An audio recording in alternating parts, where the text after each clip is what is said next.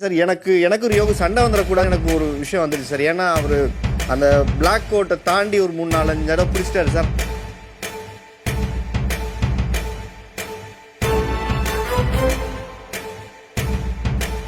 Sir அப்புறம் ஒரு technique follow பண்ணார், யாருமே செய்யலை. அது விளையாட்டோட அந்த உத்வேகம் எனக்கு அந்த அன்னைக்கு நீங்கள் ஒரு டிப் கொடுத்தீங்க, விளையாட்டா பார்க்கணுன்னு எனக்கு புரியுது. பிக் பாஸ் விளையாட்டும் புரியுது. ஏன்னா அங்கே யாருமே அதுக்குன்னு ஒரு சூப்பர்வைசரோ இல்லை அதை ஜட்ஜ் பண்ணுறதுக்கோ இல்லை. அது யார் விழுகுதோ அதுதான்.